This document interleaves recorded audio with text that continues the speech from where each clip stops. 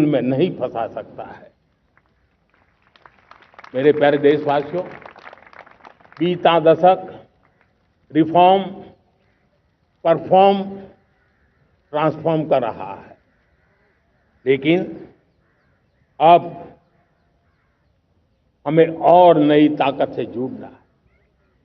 पिछले दिनों हमने कई रिफॉर्म्स किए। एफडीआई हो, इंश्योरेंस कंपनी की बात हो, विश्व की यूनिवर्सिटीज को भारत के अंदर स्थान देने की बात हो, कई रिफॉर्म्स किए हैं। 40,000 से ज्यादा अनावश्यक कंप्लायंसेस को हमने खत्म किया है। इतना ही नहीं, 1500 से अधिक पुराने कानून जो बाबा आदम के जमाने के थे, उन सबको हमने खत्म कर दिया है। हमने दर्जनों कानूनों को सरल करने के लिए संसद में जाकर के जनता के हितों को सर्वोपरि रख करके बदलाव किए हैं।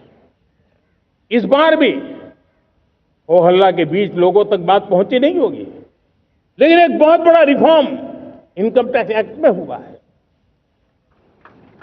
करीब 280 से ज्यादा धाराएं हमने समाप्त करने का निर्णय किया है। और साथियों, सिर्फ आर्थिक मोर्चे पर ही रिफॉर्म नहीं, हमने नागरिक के जीवन को भी आसान बनाने के लिए रिफॉर्म किए। इनकम टैक्स रिफंड की बात हो, रिफॉर्म का परिणाम है। फेसलेस असेसमेंट की बात हो, रिफॉर्म का परिणाम है।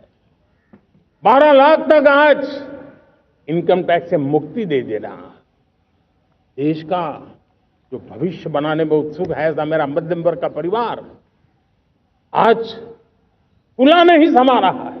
कभी किसी ने सोचा नहीं था कि 12 लाख रुपए तक का इनकम टैक्स पर जीरो कर दिया जाएगा। आज कर लिया है। जब देश का सामर्थ्य बढ़ता है तो देशवासियों को लाभ मिलता है। अंग्रेजों के जमाने से दंड संहिता में हम दबे पड़े थे। दंड का भय दिखा करके जीवन चल रहा था। 75 साल आजादी के ऐसे ही गए। हमने दंड संहिता को खत्म कर दिया, न्याय संहिता को ले आए हैं। न्याय संहिता में भारत के नागरिक के प्रति विश्वास का भाव है। भारत के नागरिक के अंदर अपनेपन का भाव है, संवेदनशीलताओं से भरा हुआ है। हमने रिफॉर्म की यात्रा को तेज करने के लिए बीड़ा उठाया। हम बहुत तेजी से आगे बढ़ना चाहते हैं।